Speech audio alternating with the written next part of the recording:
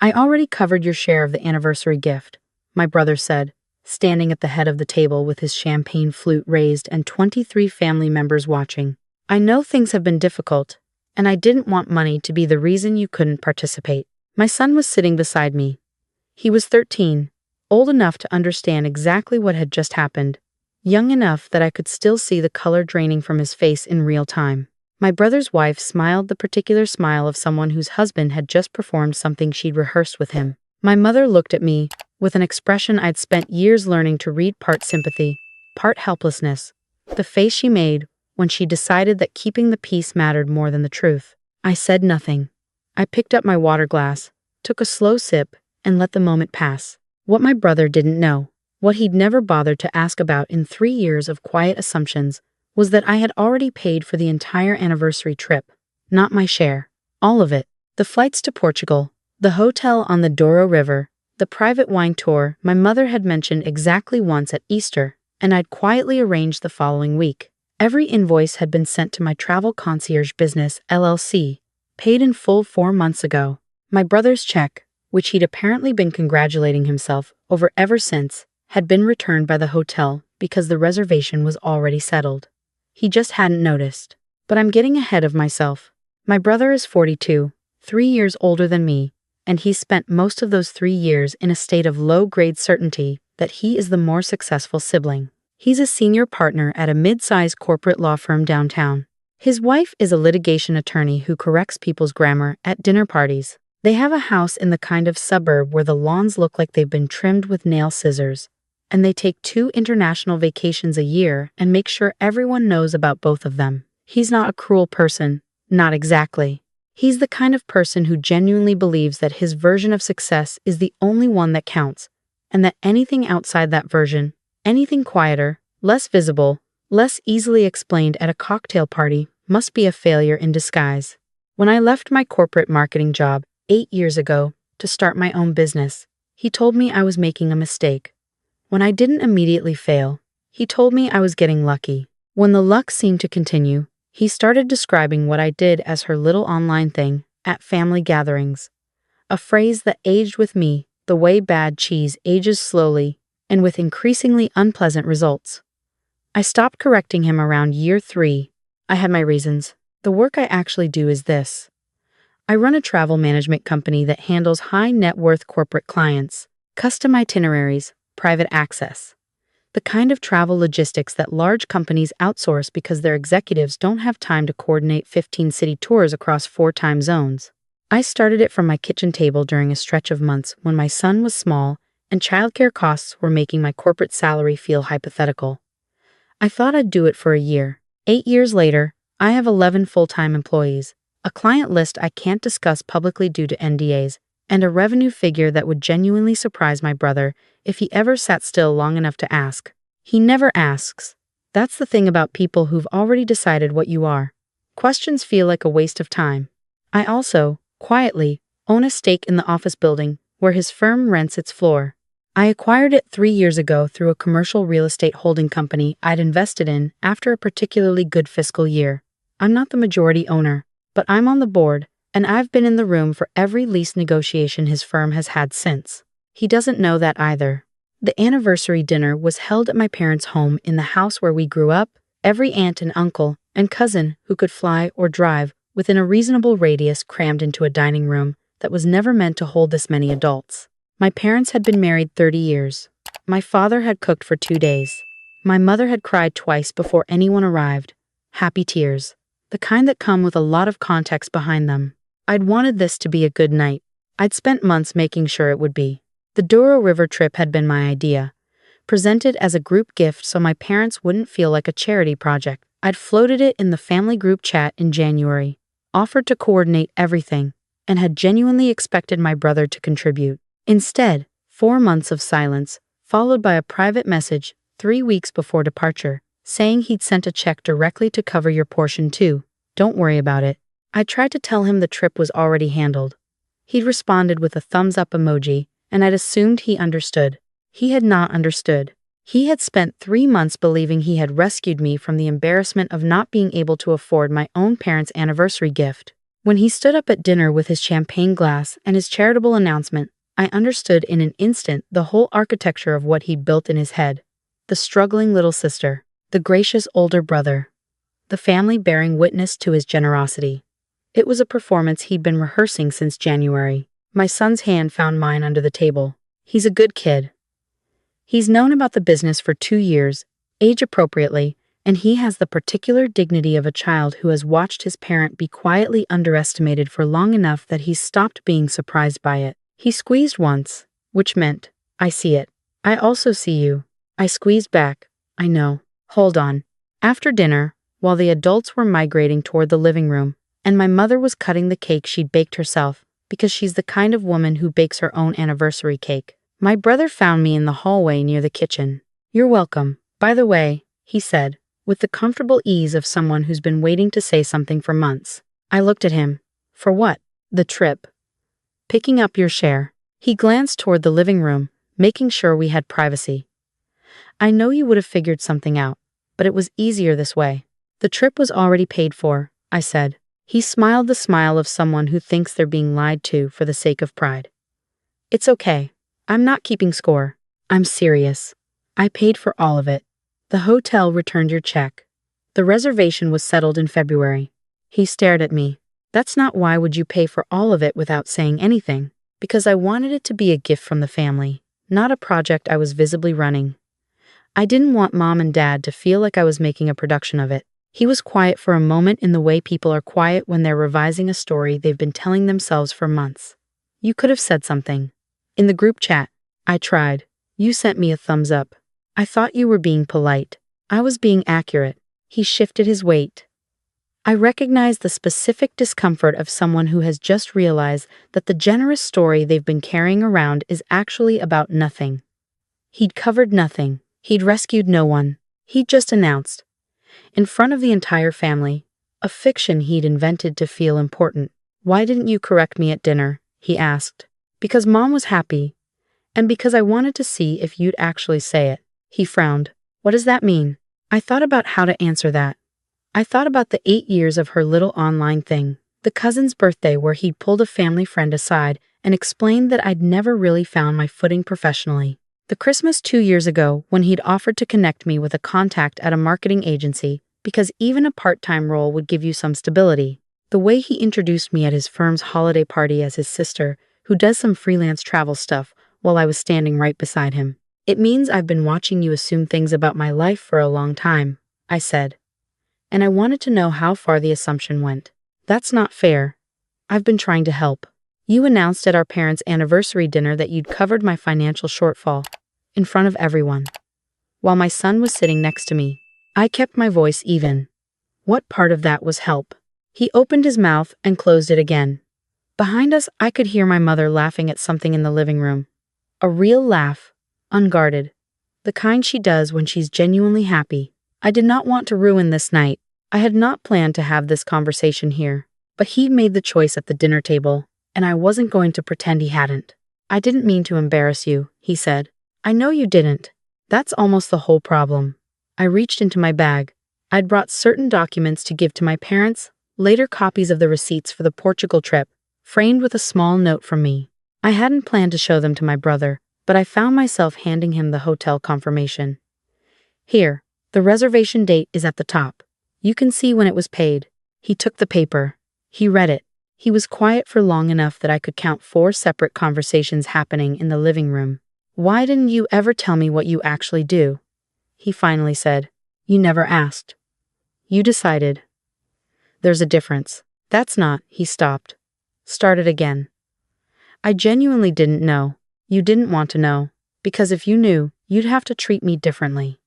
And I think it was easier for you to have a version of me that needed you. He looked like I'd said something he'd been avoiding for years and was now standing directly in front of it with nowhere to go. I wasn't angry. I want to be clear about that. The anger had been real once, a few years ago, and I'd spent a considerable amount of time with it before setting it down. What I felt now was something more like exhaustion, and beneath it, something that might eventually become grief for the version of a sibling relationship I'd wanted and never quite gotten. The building where your firm has its offices, I said. 445 Commerce Center. The landlord is a holding company called Meridian Commercial Group. He looked up. I know who our landlord is. I'm on the board. Another silence. Longer this time. Since when? 3 years. It came up during a real estate investment I made after a good year. I'm not the majority stakeholder, but I've been in the room for every lease review your firm has had since 2022. I held his gaze. I've never done anything with that information. I wouldn't. That's not who I am. But I want you to understand what you don't know about my life. My brother is not a stupid man. I watched him process the layers of it, the announcement at dinner, the trip he thought he'd covered, the lease conversations where I'd been on the other side of the table, every casual dismissal over 8 years, and I watched the weight of it land. How much?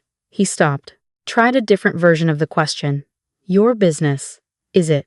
It's doing well. How well? I thought about whether to answer.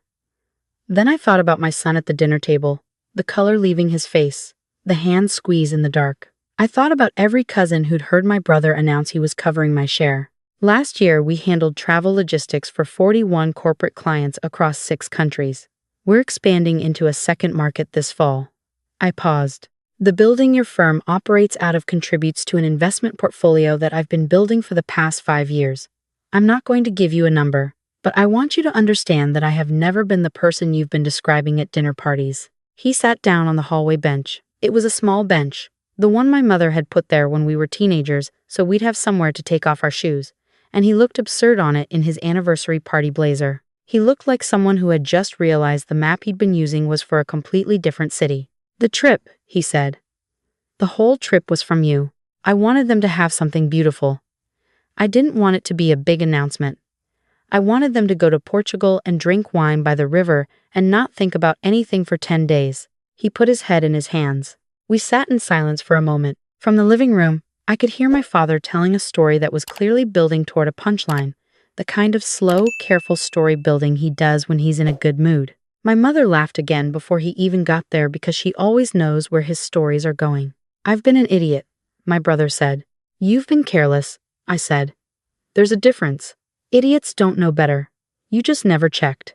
That's worse. Yes, it is. He was quiet for another long stretch. Then, why didn't you ever just say something? Any of it. It was a fair question. I'd asked it to myself more than once. Because I kept thinking it would correct itself. I said. I kept thinking you'd ask one real question, and the whole thing would reset. But you never did.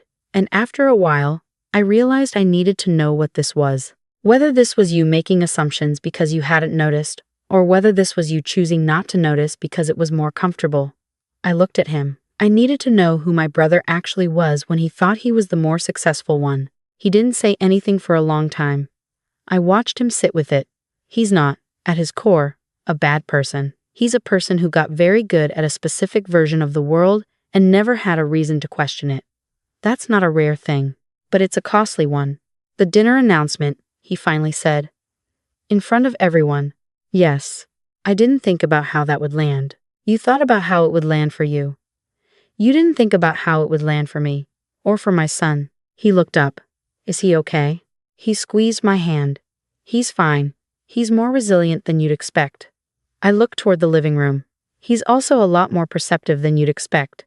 So if you want to have a relationship with him that isn't built on him knowing you announced his mother needed charity at a dinner table, you might want to consider what you say to him before the night is over. My brother nodded slowly. He folded the hotel confirmation I'd given him and put it in his jacket pocket, and I understood from that gesture that he was going to carry it for a while. Not as a reminder of being wrong, but as a reminder to ask better questions. We went back to the party. My mother cut the cake. My father gave a real toast, the one that mattered, about 30 years of partnership and the particular grace of loving someone through the parts of life that don't look like anything you planned. Half the room cried. I cried. Even my brother's wife cried, and she doesn't cry at things voluntarily. My son found me at the dessert table afterward, loading a plate with the kind of concentrated focus that means he's been thinking about something. You okay? I asked. Yeah. He picked up a piece of chocolate cake. Put it back. Picked it up again. Uncle David said something weird to me. Oh? He found me on the back porch. He said he was sorry for what he said at dinner. My son looked up at me. Did you tell him to say that? No. He said he didn't know about your company, about what you actually do. My son paused. He seemed really surprised. He was. How did he not know? I thought about how to explain this to a 13-year-old. I'd had a version of this conversation with him 2 years ago, when I'd first started letting him in on the real shape of our finances. But this was a more specific question. This was about a choice. Because I never told him, I said. I let him believe what he wanted to believe. My son thought about this. Why? Because I wanted to know who he was when he thought he had more than me. Some people treat you better when they think you're successful. Some people treat you the same no matter what. I needed to know which kind your uncle was. Which kind is he? I considered the hallway conversation. The look on his face. The way he'd gone to find my son on the back porch without being asked. I don't know yet, I said honestly. We'll see. My son was quiet for a moment. Then he said something that I wasn't expecting. The kind of thing 13-year-olds say when they've been watching the adults in their life carefully enough to see the mechanics behind the curtain. It's kind of sad, he said, that he needed you to be struggling, so he could feel like he was doing something. I looked at him. He was staring at his cake with the expression he gets when he said something that surprised him as much as it surprised anyone else. Yeah, I said, it is. I don't want to be like that. When I'm older. He said it simply, as a statement of intention rather than a question. The way kids make declarations about the adults they plan to become. I don't want to need people to need me. I put my arm around his shoulders. He's taller than I expected him to be, already, and the logistics of it still catch me off guard sometimes. When did the geometry of this change? When did I have to reach up slightly? That's a good thing to know about yourself, I said. Did you know it? When you were my age? No. I learned it late. From watching people get it wrong. He nodded, absorbing this with the particular seriousness of a kid who's decided that the adults in his life are worth paying attention to. Are you going to tell the whole family about what you actually do? Probably, eventually. Tonight wasn't about that. What was tonight about? I thought about my mother's laugh carrying down the hallway. My father's story with the punchline everyone saw coming. 30 years of a marriage that had survived things most people never knew about. The way most marriages survive things privately, incrementally, with a lot of grace and very little audience. Tonight was about them, I said. All of this was always about them. The fallout, such as it was, unfolded slowly over the weeks that followed. My brother called me 3 days after the party. Not to relitigate, not to make excuses, but to ask if I'd be willing to have coffee and just talk. I said yes. We met at a place near his office, sat across from each other with our drinks, and had what I can only describe as the first honest conversation we'd managed in probably a decade. He asked questions, real ones, about the business, about the work, about how I'd built what I'd built while being a single parent with no obvious infrastructure or family money behind me. I answered honestly. He listened in the particular way of someone who's discovering that the person in front of them is different from the person they've been describing to themselves. He didn't apologize for every specific thing, and I didn't need him to. Blanket apologies have always felt thin to me, more about the person giving them than the person receiving. What he did instead was ask questions, and ask them like he was genuinely trying to build a more accurate picture. That was enough to start with. He told his wife about Meridian Commercial Group, my stake in the building. Her reaction, as he relayed it, was a long silence followed by "she's been in those lease meetings," which was, I thought, a more precise response than most people would have managed. The family dynamics shifted in the way they always do after something real gets said in a room. Slowly, then all at once. My aunts and uncles who'd been at the dinner quietly recalibrated. A few reached out with the transparent self-consciousness of people who were reviewing what they'd said in front of me over the years. I noted each of those responses and filed them away without much judgment. Assumptions are easy to make. They're hard to unwind. My parents found out about the Portugal trip when I gave them the framed receipt and letter after everyone had gone home. My mother cried. My father sat very still for a moment and then hugged me in the specific way he hugs me when he thinks he hasn't said enough over the years and is trying to compress a lot into one gesture. He knew about the business, roughly. He's not the kind of father who asks for numbers, but he's the kind of father who pays attention, and he picked up enough over the years to know I wasn't struggling in the ways my brother believed. He'd honored my privacy, never used what he knew to correct my brother's narrative, even when it would have been easy to. I wanted to tell him, my father said, when we talked about it later. Every time he'd say something. But you'd asked me not to. I know. Thank you for that. I didn't always understand why. I needed to see who he was when he thought he was ahead. My father nodded. Slowly. The way he nods when something lands that he already partly knew. And now I know, and we can start from there. My brother still works in the building. We see each other at family events with a different quality of awareness now, less performance on both sides, more actual contact. He's stopped describing my work as freelance. At his firm's last holiday party, he introduced me as his sister who runs a corporate travel company with clients in 6 countries, and he said it in the voice of someone telling the truth rather than managing information. It's a small thing. It's not a small thing. What I think about most, in the months since, isn't the dinner itself, or the hallway conversation, or even the moment he found my son on the back porch. It's the moment my son said what he said about not wanting to need people to need him. I think about the clarity of it, the fact that he saw something most adults spend decades not quite being able to name. Success, whatever that means, and it means different things every year I get older, has never felt like a number to me. It's felt like options. The option to give my parents something beautiful without making it a public statement. The option to sit at a dinner table and let an assumption pass without correcting it because the moment isn't mine to take. The option to know who the people around me actually are, stripped of whatever usefulness they think I might have for them. My son is 15 now. He's started asking questions about the business, the kind that tell me he's been thinking about it for a while. How do you find clients who need exactly what you offer? How do you build something without anyone knowing you're building it? How do you decide when the quiet stops serving you and the truth needs to come out? I don't have clean answers for any of it. I tell him what I know, which is that the building is always more important than the announcement, that the work comes before the narrative about the work, and that the people who need you to be less than you are will eventually have to reckon with the distance between the story they've told themselves and the one that was actually true all along. He listens. He's the kind of kid who listens like he's going to use it. My brother called me last week to say his firm is up for renewal on the Commerce Center lease. He asked, carefully, whether I'd be in the room. I told him yes. He said, "I'll see you there." And the thing is, I believed him.